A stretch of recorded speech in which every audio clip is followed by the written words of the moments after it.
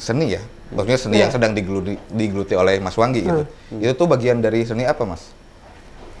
Yang jelas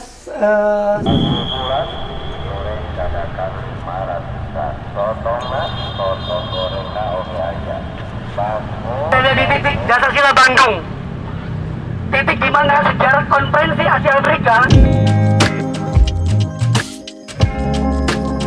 Assalamualaikum warahmatullahi wabarakatuh. Waalaikumsalam. Welcome back di Ngobrol di SH. Ngobrol di SH bareng aku, Robi. Aku SH.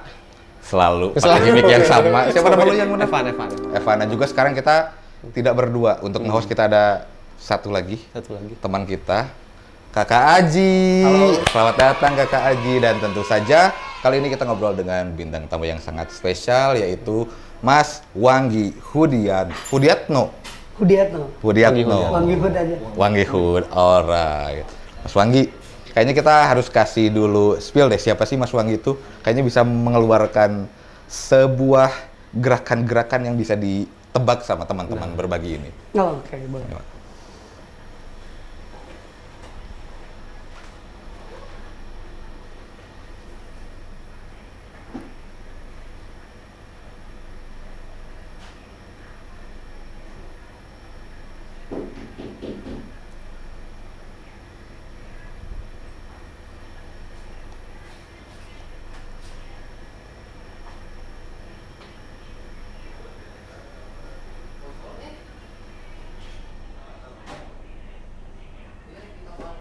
Wow, gokil. Keren. Mas, itu tadi apa, Mas? Makna gerakan itu apa, Mas? Ya, kita pasti selalu dalam keadaan yang tidak berdaya ya. Tidak berdaya, dan kita juga pasti akan melihat sesuatu yang mungkin buat kita mau nggak kita menghadapi itu gitu. Tapi ketika kita siap dengan tadi juga ada udah bersiap nih. Nah, dengan kesiapan pasti bukan hanya kita yang harus siap, tapi kita juga harus sebar dan berikan pada yang lain untuk juga bersiap menghadapi apapun. Oh, berbagi. Iya, menyemai itunya gitu. Menyebarkan itunya gitu. Wow, betul. Itu tadi maknanya keren banget. Aji, gimana tadi gerakannya? Keren sih. Terpukau? Ya, sedikit terpukau juga sih lumayan. Jangan sedikit atau banyak ya semuanya. Karena kan baru juga ngelihat langsung gitu sosok dari Wanggi. Terutama kan karena saya sendiri lebih ke ngidolain lah. Sering mengikuti gila. mengikuti lah di Instagramnya kayak gimana gitu, di sosmednya. Sekarang starstruck nggak ketemu idola? Lumayan sedikit. Lumayan sedikit. Agak nervous gitu. Iya benar. Mana. Oke, itu tentang makna ya. Tapi emang tadi tentang, aku pengen tahu sih itu gerakan tuh bagian dari seni ya. Maksudnya seni yang sedang digeluti oleh Mas Wanggi gitu. Itu tuh bagian dari seni apa, Mas?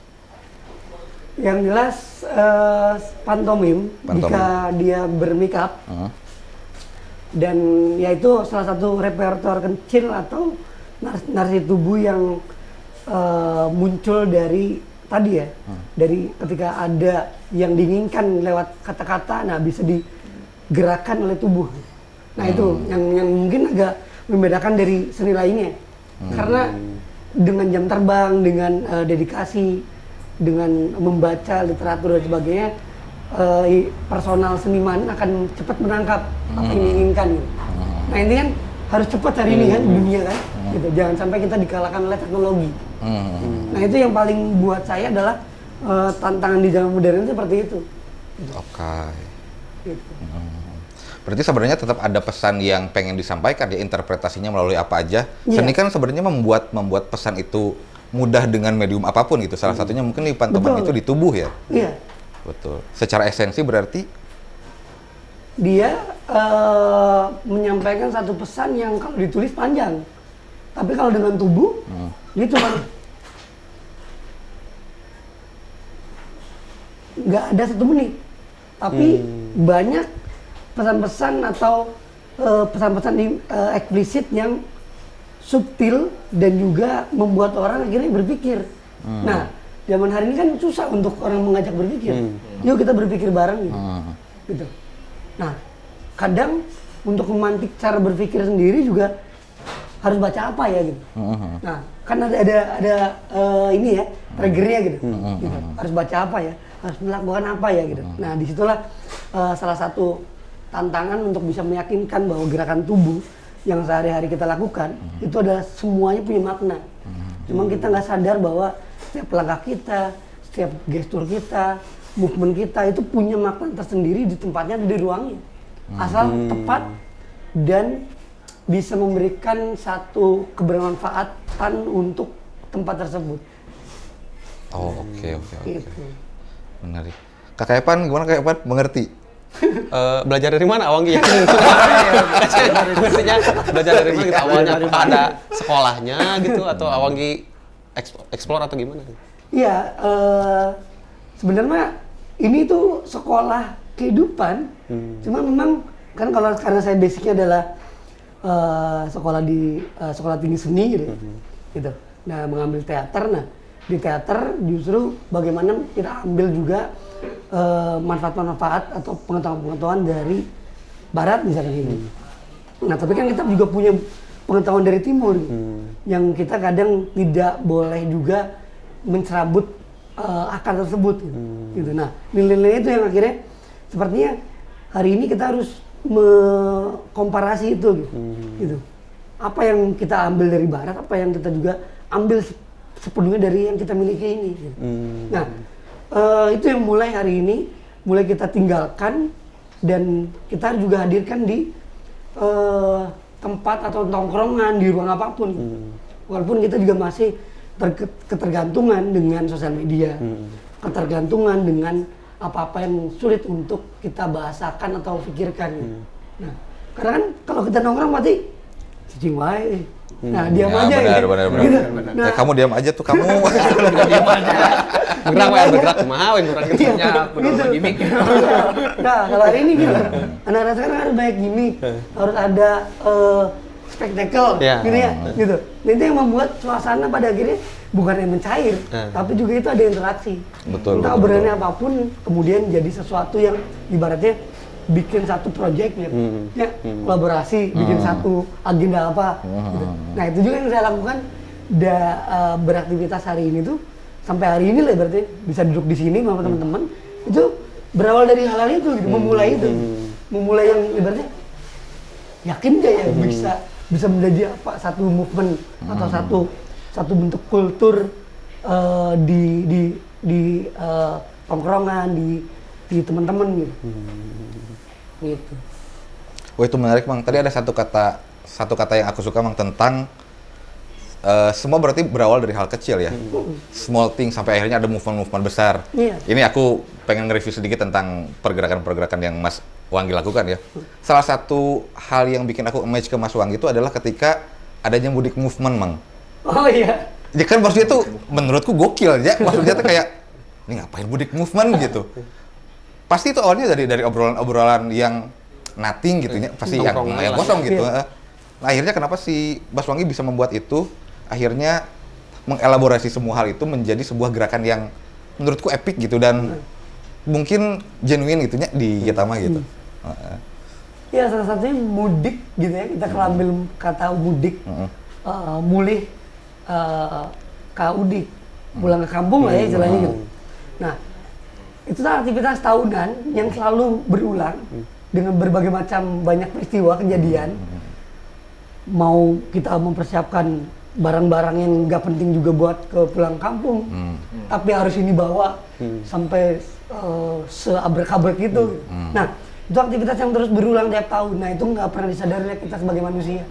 Bahwasannya kita ini sesuatu yang nggak punya apa-apa gitu, tapi maunya punya semuanya.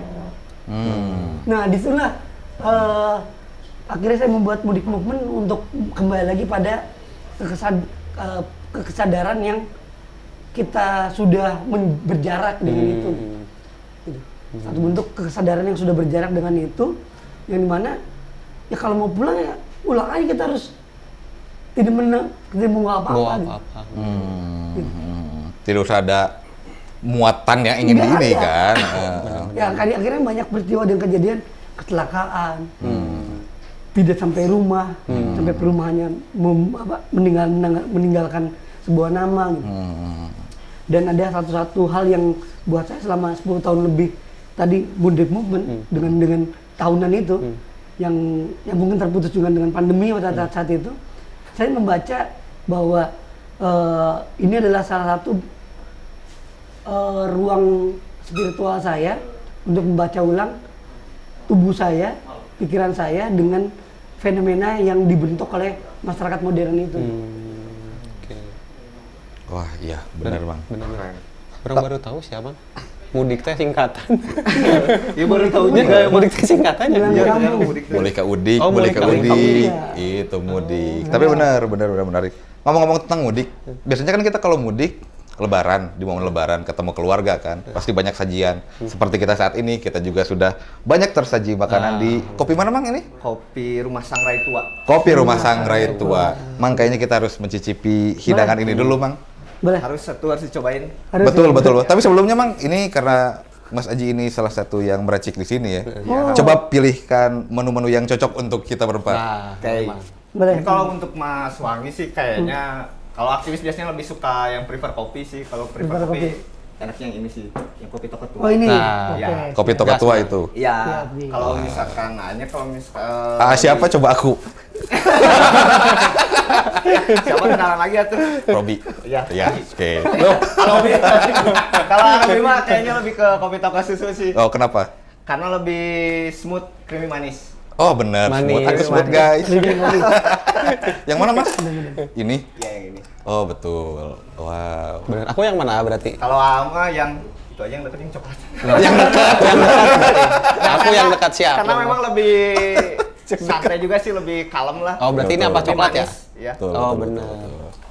Oh ini langsung ini ya. Langsung apa, Mas? Dapat.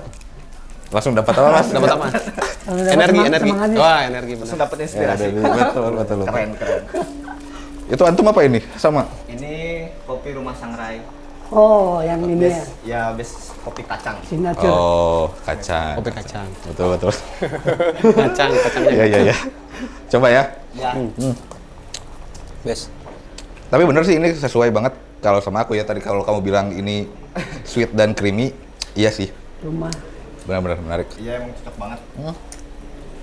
Rumah Sangrai Tua. Rumah Sangrai Tua. Gimana Mas Wangi? Secara rasa masuk? Ya. Masuk? Masuk rasa Masuk.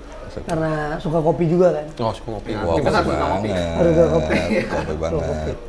Iya, nah pada dilajengkan, mau dilanjutkan. Mas Wangi, mau nyoba nggak? Kalian mau sekalian nyoba juga tuh ini. Mas Wangi aja dulu. Ah, Mas Wangi, sok. dulu. Boleh Pilihin pilih, dulu, Mas pilihin dulu. Ada rekomendasi apa Apa? dari rumah Sangrai Tua? Kalau menurut aku sih lebih cocoknya yang itu yang roti crunchy. Nah, ini berarti A. Gas. Ya, yang roti Makan crunchy. diri. Betul. Boleh. Soalnya kan aktivis mah udah merasakan asam manisnya. Wow, bisa. jadi Asam manis. jadi lebih cocoknya yang itu. Yes. Asam manis. Asam garam kehidupannya, betul. Kurang asin atau gimana? Oh, kurang asin ya? Oh, nyata Asam naon manis atuh. itu makan Oh, asam cranberry. manis, oke. Oke. Cranberries. Cocok, Mas. Cocok Apa ini cranberry? roti cranberry. Cranberry kayak grup band ya? Grup band betul. Aku tadi mau Oh, nyeletuk benar, itu, grup Mas. band. Kayak cranberry. Oh, benar. Zombie. Tapi Iya. nggak kayak zombie sih itu. Aman. Betul. Mantap juga. Wah, terima kasih kopi rumah Sangrai Tua. Sangrai Tua. Jalan Jalan Taman Siswa. Taman Siswa. Baik. Itunya menariknya si mudik akhirnya ngobrol gitu. Karena emang benar Ngobrol. esensinya kita ngobrol tentang kebersamaan dan pasti ada sajian juga gitu. Nah, tapi ada satu hal besar yang ingin aku pribadi tanyain, Mang. Tentang small things, sesuatu yang dimulai dari interaksi yang kecil sampai akhirnya ke pergerakan-pergerakan Mas Wangi yang menurutku sangat besar dan berdampak gitu, Mas. Maksudnya sustainability atau keberlanjutan itu bisa tetap terjaga sama Mas Wangi. Itu kan dibutuhkan juga konsistensi ya, Mang? Iya. Selain daripada interaksi yang terbangun dari small things, hal yang kecil itu. Nah, apa yang bikin Mas Wangi itu tetap eksis dan juga konsisten gitu melakukan hal itu? Gitu? Wah banyak sekali ya. Ya ya selain tadi konsisten dan sebagainya, pasti ada fase-fase di mana ada hambatan-hambatan, tantangan dan sebagainya pasti ya, gitu ya. Jenuh, membosankan dan sebagainya pasti ada tuh. Nah, justru yang paling buat saya sampai hari ini bertahan, dalam artian bertahan adalah untuk menjaga atau merawat apa yang sudah kita jalani. Nah, salah satu adalah kita ikhlas aja, gitu. Ikhlas, tulus, nggak usah banyak mikir terkait dengan apa yang nanti bisa tiba-tiba mungkin kemauan kieu gitu, mungkin kemauan gitu. Nah, justru hal itu sudah sebelumnya dimitigasi, sudah dibicarakan. Gitu. Jadi ketika ada persoalan-persoalan di perjalanannya, nah di sana baru kita tahu sumber sumbatan atau apa yang apa yang bukan melemahkan, tapi apa yang menjadi ini tidak berjalan. Gitu. Jadi ya buat saya ikhlas aja sih, ikhlas menjalani, tidak ada pikiran apapun, walaupun memang dalam gerakan atau movement atau konsistensi kita juga akan terbentur atau akan menemui hal-hal yang tidak kita inginkan. Gitu. Soalnya dari ikhlas itu pasti kita akan tabayun ya. Betul. Iya. Betul. Akan tabayun. Pasti ya nyinyiran, omongan dan sebagainya. Nah, di sanalah kita bisa mengamati dan melacak bahwa sampai seperti ini apa yang kita lakukan gitu. Orang bersuara, kemudian orang merespon apa yang sudah kita lakukan, tapi mereka juga mencoba untuk menghambat atau memutus apa yang kita kerjakan. Itu keren sih. Tentang ikhlas dan mitigasi, memang sebenarnya kan itu ada dalam dua konteks dan dua koridor yang berbeda ya. Kalau ikhlas itu mungkin ya kalau cemiu. Aku menganggapnya ikhlas itu bagian dari moral gitu. Sementara si mitigasi itu adalah implementasi yang dilakukan secara logis gitu ya. Logis. Ya betul. Dan si mitigasi ini kayaknya bakal panjang banget, Mang, karena kan kayak tadi lah, Mang, Mas Wanggi melakukan aksi, ada reaksi. Nggak akan mungkin beres di dua fase itu aja kan. Dari reaksi itu juga pasti bakal ada reaksi dari Mas Wanggi pun seterusnya gitu. Capek tuh, Mang. Nah, kalau bisa dibilang capek, manusia normal pasti akan berjuang capek. Melelahkan, rentan, rapuh. Tapi kita punya satu, apa? Kita punya Tuhan yang bisa menguatkan kita. Saya yakin itu. Gitu. Dan semuanya akan kembali pada Dia. Serapu-rapunya tentara kita dalam mengerjakan sesuatu tadi itu ya. Ya kita baik lagi gitu. Minta apapun atau mau apapun ya kita sama yang maha itu. Ya bayangin ya tadi saya secara logis memakai mitigasi, secara abstrak memakai ikhlas, gitu ya. Nah, dua ini kan tidak bisa bertemu. Betul. Dan satu waktu, tapi duanya harus dikerjakan. Gitu ya. Gitu. Orang akan melihat, Evan nih ikhlas nggak ya? Gitu. Ketika ngomong seperti ini. Gitu. Saya yakin hatinya ikhlas, tapi kayak secara fisik terlihat enggak. Gitu kan? Nah, apakah juga mitigasinya juga dilakukan? Belum tentu. Gitu. Itu kan banyak pertimbangan. Betul. Gitu. Betul. Gitu. Seperti halnya ibaratnya Aji mau melangkah ke depan, saya bilang jangan. Karena apa? Beresiko. Nah, kemudian tadi Robby menganggap bahwa Bang Wanggi punya dua litas yang melelahkan. Pasti melelahkan. Cuman itu saya yakin bahwa apapun yang kita minta, apapun yang kita kendaki, ya sudah ada yang punya. Wow. Udah masuk ke hubungan vertikal ya, Mang, katanya. sangat abstrak, tapi memang hal yang mesti kita percayainya. Mesti kita percaya. Kok Mang Aji ikhlas tuh? Insya Allah ikhlas. Saya ingin nanya dah. Boleh. Satu, ini kan untuk menjalankan sebuah aksi, untuk cara pengumpulan masanya tuh kayak gimana? Ya, ya ini menarik ya. Jadi kalau dibilang ya namanya aksi itu kan harus ada ya, gitu ya. Pengorganisiran ya, konsolidasi dan sebagainya. Gitu. Nah, buat saya itu memang penting. Cuman baik lagi, jika kita terus menerus melakukan hal itu juga, gitu ya. Nah, mau sampai kapan gitu di era sekarang itu? Memang penting. Cuman pengumpulan itu nanti akhirnya kita berharap pada kuantitas, gitu. Nah, hari ini membangun kesadaran bisa lewat sosial media, bisa lewat hal-hal semacam ini, gitu. Podcast, diskusi fisik ataupun online dan sebagainya, Zoom, gitu. Nah, baik lagi, jika pengumpulan massa tidak sesuai dengan apa yang kita inginkan, nah itu akan berdampak pada psikologis juga. Betul.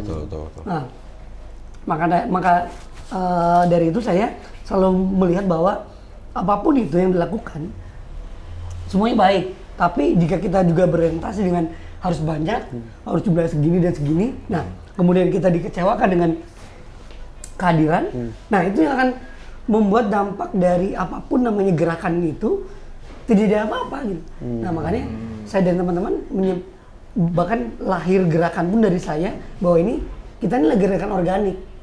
Kita ini dijalankan oleh hati, oleh jiwa yang sudah seharusnya kita menanggalkan jiwa sosial kita dan kita hadirkan jiwa kemanusiaan kita, atau kita memix antara sosial dan kemanusiaan ini, karena kemanusiaan kita sudah berjarak.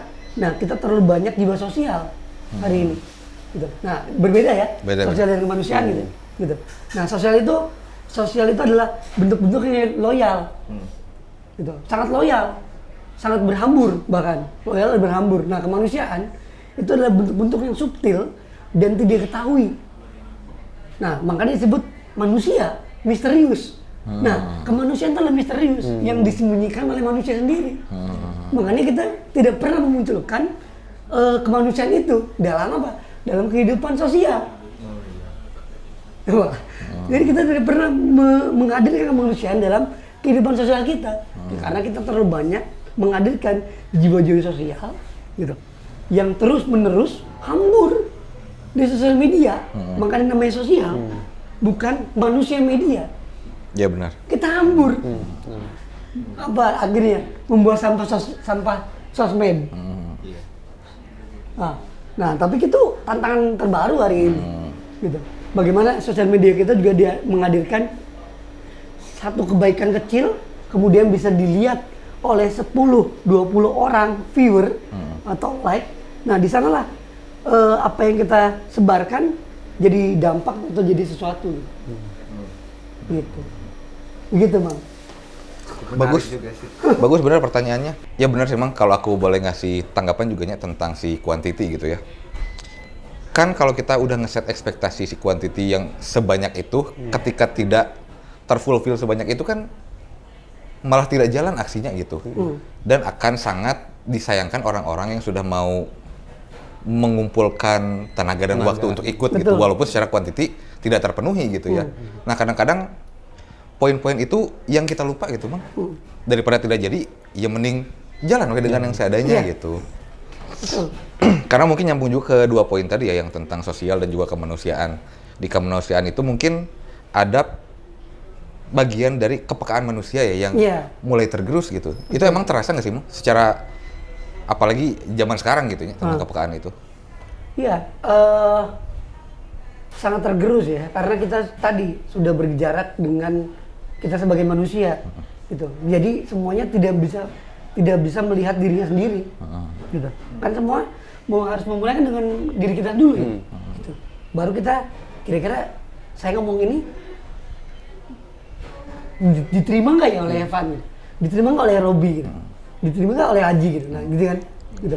Nah, itu kan harus juga kita melihat tuh, ketika ketiga-tiganya tidak menerima, siapa yang menerima ucapan saya gitu, gitu kan, gitu. Karena ketiga-tiganya sudah bicara verbal, enggak, saya nggak akan ikut, saya nggak akan terlibat, gitu. Saya kan nggak mau, resikonya besar gitu, dan sebagainya. Nah, disitulah pada akhirnya kemanusiaan kita berjarak itu adalah kita tidak pernah membaca diri kita sendiri sebagai manusia. Gitu. Nah, dan di sana juga bahwa sosial kita sudah berantakan sekali. Sosial kita udah berantakan sekali, kita nggak bisa melihat sosial mana yang paling baik, sosial mana yang paling benar untuk kita bukan ikuti, tapi untuk kita terlibat di dalam ruang sosial tersebut. Karena kan sekarang juga sudah beralih semua aja kan. Gitu. Bahkan ketika kita berada di ruang sosial, seolah-olah kita bisa aman, bisa nyaman, tapi ternyata ekspektasi itu runtuh. Runtuh, betul. Ada kriminal, ada diskriminasi, ada hal-hal yang membuat bullying dan sebagainya. Nah, sosial kita kan rentan banget, gitu. Nah, daripada bicara tentang sosial, nah kemanusiaan itu harus kita serap dulu gitu, lebih dalam lagi. Nah, kenapa akhirnya saya bicara seperti ini? Karena yang pertama juga buat saya adalah saya selalu mempertanyakan, saya ini manusia bukan? Gitu. Kemanusiaan ini saya ada enggak ya gitu? Gitu. Kalau memang nggak ada, ngapain ya saya ngomong-ngomong terus gitu? Gitu. Tapi dengan saya membawa lewat medium seni, mungkin ini adalah satu jembatan atau penggerak yang lain untuk orang kita bangunkan bersama-sama. Gitu. Kan kayak berarti itu kan nggak muluk-muluk ya. Apa yang kita punya gitu tadi. Bisa musik dengan musik, gitu kan? Bisa sastra dengan sastra, dengan punya kamera dengan fotonya, videonya. Gitu. Jadi semua orang punya potensi, tinggal bagaimana mau nggak terlibat untuk menyuarakan kebenaran, menyuarakan kebaikan dengan porsi yang sudah diberikan itu. Iya betul. Karena memang nggak ada peran besar dan peran kecil ya. Akhirnya teh. Karena semua pasti bakal punya porsi dan perannya. Pun itu terlihat kecil, tapi sebenarnya pasti bakal berdampak gitu. Iya. Akan terlihat ketika si peran ini teh tidak ada gitu.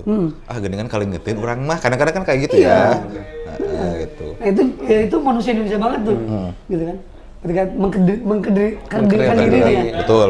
Ya, kemunafikan itu muncul, gitu. Ulah, Nah, tapi kan itu bukan positioning dan sikap, itu mah lebih ke tadi ada waham atau ada bisikan gitu kan, untuk merendahkan dirinya, untuk menolak dirinya, terlibat atau berada di obrolan tersebut. Iya betul. Ya salah satu kuncinya mungkin Mas Haji sepakat nggak kalau aku bilang kita memang kurang peka gitu? Betul. Karena memang sekarang kan manusia tuh lebih cenderung individualis sih. Gitu, lebih lebih asik dengan kehidupannya sendiri dibanding kayak jarang sekarang tuh kayak di warung kopi gitu tuh kita tuh benar-benar ngobrol, ngopi terus benar-benar ngobrol. Tapi lebih kebanyakan kan kayak buat konten dan sebagainya atau malah kayak WA-an sama yang lain. Salah sih enggak, cuman kan disayangkan waktunya gitu. Disayangkan waktunya ketika kita lagi ngumpul, ya udah maksimalkan untuk ngobrol gitu. Untuk merencanakan sesuatu atau apa.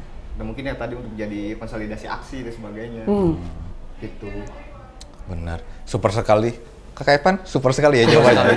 Keren. Hal positif ya. Hal positif, betul. Sama satu lagi Mang, tentang kepekaan ini juga kan banyak fenomena yang terjadi tiap tahunnya, tiap waktunya gitu ya. Apalagi tentang fenomena di kemanusiaan dan di sosial gitu. Salah satunya di Palestina gitu. Nah, Mas Wanggi bisa merespon hal itu dengan baik gitu ya. Ada beberapa keterlibatan Mas Wanggi di dalam aksi-aksi tersebut gitu. Apa yang coba untuk disuarakan dan apa goalsnya sebenarnya Mang itu Mang? Iya, goalsnya puncaknya adalah kesadaran manusia sebagai yang memiliki dan dirinya adalah manusia. Goalsnya itu, gitu. Karena apa? Kita melihat Palestina hari ini kan selalu dengan koridor kemanusiaan, gitu ya. Tapi kan apakah kemanusiaannya diisi dengan kesadaran, gitu kan? Gitu. Nah, hal-hal itu tuh yang pada akhirnya buat saya sendiri kontribusi apa ya yang saya berikan gitu. Untuk apa? Kalau saya sama teman-teman selalu bilang, ini adalah bekal kita di yaumul akhir gitu. Nah itu kan sudah jelas sekali gitu ya. Gitu. Nah makanya pada akhirnya sampai kapan mau? Sampai Palestina merdeka. Gitu. Nah apa yang akan terjadi? Ya nggak tahu gitu. Seperti apa reaksinya atau yang terjadi seperti apa gitu. Karena memang kalau kita pun tidak melakukan gerakan, kontribusi atau tadi hal-hal kecil dan sebagainya dengan isu dunia ini gitu. Nah, kita ini bagian dari dunia yang mana gitu. Padahal kita berada di hidup dan tinggal di dunia itu. Gitu. Kan gitu ya? Di bumi yang sama Di ya. bumi yang sama. Gitu. Nah, makanya tadi itu ya saya bicara Palestina, saya belajar banyak dari orang-orang Palestina malah gitu. Ya kita bisa lihat lah di kalau teman-teman juga nge-follow akun jurnalis Gaza gitu ya, itu warga Palestina ataupun media-media yang selalu yang benar ya aktual ya gitu, yang faktual juga gitu. Nah kita akan melihat bagaimana kebertahanan dan juga kekuatan rakyat Gaza bukan lagi untuk ngomongin tanah airnya, tapi itu mah geus nasionalis pisan di urang-urang. Ya betul. Geus pride gitu. Geus ieu hidup sakit mati bla bla bla di sini gitu. Gitu. Bukan tiba-tiba hidup mati eta di Ciwalungan gitu. Eta di ieu mah dalam satu kata Palestina gitu. Gitu. Ya, kalau mungkin kita mau tim di mana di Indonesia aja lah gitu. Daripada di luar gitu. Gitu. Kan tidak menyebut spesifik daerahnya gitu. Gitu. Nah itu yang paling penting disadari itu gitu. Gitu. Palestina aja sampai warga atau rakyat Palestina sampai segitunya gitu. Nah kita yang orang Indonesia masih dipecah belah dengan berbagai macam narasi-narasi dan nggak bisa menyatukan antar kita sendiri. Gitu. Nah itu kan itu tadi kita masih dalam posisi jiwa sosial kita ini berantakan dan bertebaran, tapi kita nggak bisa memunguti mana ya kemanusiaan sebenarnya. Itu benar. Tadi memang kita bertiga agak kaget ya ketika Mang Wagi bilang investasi untuk di yaumil akhir. Ya bener, bener tuh Mang. Pada akhirnya mau ke situ kan, keberpihakan pada akhirnya. Bener, nggak bisa itu kita ya sama-sama. Oh iya ya, ini bisa jadi bahan kontemplasi untuk kita gitu ya, salah satunya juga. Pun begitu dengan Palestina gitu ya. Dari beberapa esensi yang diceritain sama Mas Wanggi gitu, ada aku mau tahu beberapa aksi yang sudah dijalani oleh Mas Wanggi gitu untuk menyuarakan kemerdekaan Palestina ini gitu Mas. Banyak ya, kayak sekarang udah 2 tahun lebih lah gitu, dari 2024 Maret, seingat saya 8 Maret 2024, sekarang 2026 banyak sekali. Yang pertama memang saya melihat harus kita ambil adalah momentum. Tapi momentum bukan sekedar momentum. Dan titik di mana kita melakukan kesadaran itu gitu. Nah, kemudian saya pilih dan membaca literatur tentang sejarah Bandung dan sebagainya, Asia Afrika, Bandung Spirit, Global South dan sebagainya. Kajian-kajian dan sebagainya. Nah, itu ternyata bertanya dan titik apa yang menjadi bahan bakar gitu. Nah ternyata Asia Afrika itu, karena di sana ada marwah sejarah konferensi Asia Afrika yang melantangkan anti kolonialisme, anti imperialisme, dan hari ini kemudian saya berikan atau saya sematkan bahwa kita sudah melawan Zionisme, gitu, anti Zionisme. Nah itu yang nggak pernah dilabelkan di Indonesia, gitu. Kenapa akhirnya kita masih melawan anti kolonialisme imperialisme? Nah ini kan salah satu yang menjerat kita hari ini, gitu. Kita ini masih terjajah secara langsung, gitu. Nah tambah lagi satu entitas Zionisme. Nah kita harus juga lawan. Berarti Bandung Indonesia sedang, dunia itu sedang melawan 3 ini. Zionisme, imperialisme, kolonialisme. Gitu. Nah, itu yang menggerakkan saya gitu. Nah, salah satunya adalah di Jalan Asia Afrika ini sangat menjadi sorotan dunia. Jalan sejarah marwahnya jelas sejarahnya. Ada 10 prinsip dasar sila Bandung yang dimana poin-poinnya terkait dengan hukum internasional, hak hidup, kemanusiaan, gitu ya. Nah, penghormatan terhadap kemanusiaan dan utang sejarah kita Indonesia terhadap Palestina, gitu. Dan itu ya nggak tahu kapan terbayarkan perjuangan-perjuangan itu. Makanya memang hanya segelintir, nggak tahu ya, mungkin kalau kita bicara mayoritas dan minoritas belum terlalu major ya yang menyuarakan hal itu gitu ya, apalagi dengan membawa semangat tadi ya ke si konferensi Asia Afrika. Ya kan di sejarahnya memang sudah jelas gitu ya, anti kolonialisme, imperialisme, dan mungkin terjemahan barunya sekarang juga kan lebih banyak gitu. Lebih banyak, betul. Gitu. Berarti memang aksi selalu dilakukan di Jalan Asia Jalan Afrika. Asia Afrika. Tidak akan pernah pindah karena di sanalah letak titik api gagasan dan juga semangat para pendahulu, Pak Ali dan para delegasi-delegasi negara, Bung Karno dan tokoh-tokoh lainnya memperjuangkan untuk kita sampai merdeka. Makanya ada istilah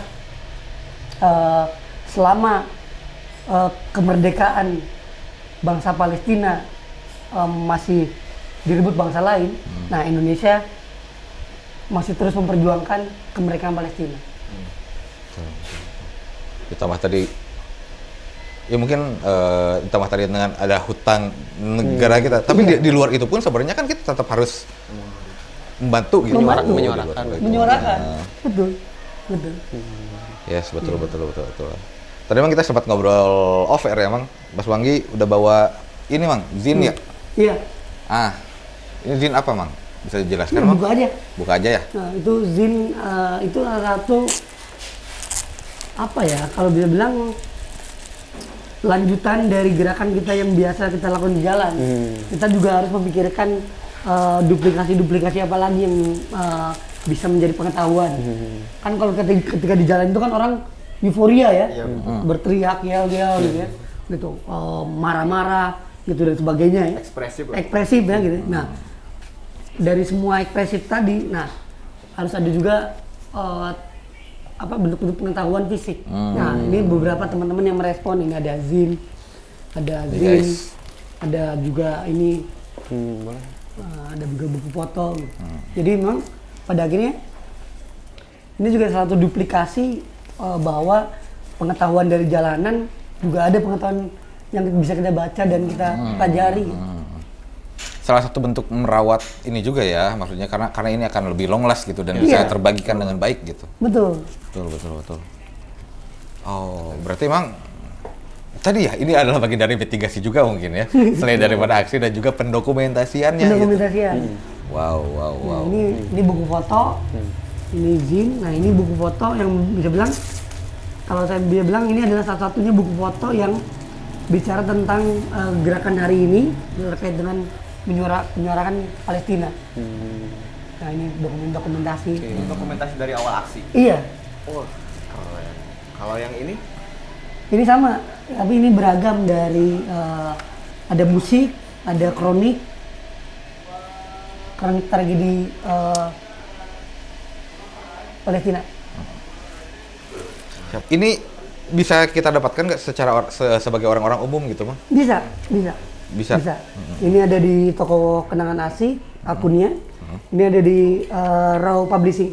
Buku foto ini. Bisa sangat dapetin. Bisa juga ya, bisa diakses. Karena ini juga salah satu bentuk kita memanjangkan umur dari perjuangan yang sudah dilakukan oleh teman-teman aksi. Tepat. At least dengan membaca, mungkin nanti akan ada trigger untuk mengikuti aksi yang dilakukan. Ya. Dan bisa lebih banyak juga sesuatu yang dampak baik lah yang akan terjadi gitu ya. Betul. Ya kalau tidak bisa ikut ke jalan, bisa sebarkan di sosmed gitu kan. Betul. Karena sekarang udah banyak banget caranya gitu ya. Banyak caranya, tinggal pilih. Oke. Sampai dengan kemerdekaan Palestina yang kita masih belum tahu kapan waktunya. Iya, masih panjang. Dalam waktu dekat lah ya. Dalam waktu dekat, lupa, masih panjang. Kan perjalanan juga kan tidak mudah juga. Ya, betul. Tapi benar sih, semoga ini bisa jadi salah satu jalan menuju membantu untuk memerdekakan juga gitu, karena akhirnya membangun apa tadi itu? Bukan kesediaan, kesadaran, membangun kesadaran sampai akhirnya membuat ekosistem yang lebih besar gitu. Betul. Ya ini kan Zin buku foto ini kan hasil keuntungannya kan kita donasiin juga 100%. 100%. Kita nggak ngambil. Harus dibeli sih ini. Karena dua ya, maksudnya pertama kita juga tahu knowledge yang baru tentang perjalanan aksi dan juga ya berdonasi gitu. Berdonasi. Agar teman-teman juga tetap bisa menyuarakan lewat karya-karya ini gitu. Betul. Terakhir yang pengen saya bahas, Mas. Ini kan tentang Palestina ya. Ngomongin tentang perdamaian. Terus tadi di awal kita sempat ngobrolin tentang background story Mas Wanggi sebagai seorang mimers. Mimers, aku pernah baca Mas, bahwa mimers itu, pantomim itu adalah akhirnya outputnya adalah memunculkan bahasa lewat gerak tubuh untuk menciptakan perdamaian gitu.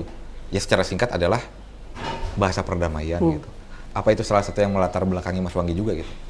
Iya, itu salah satunya.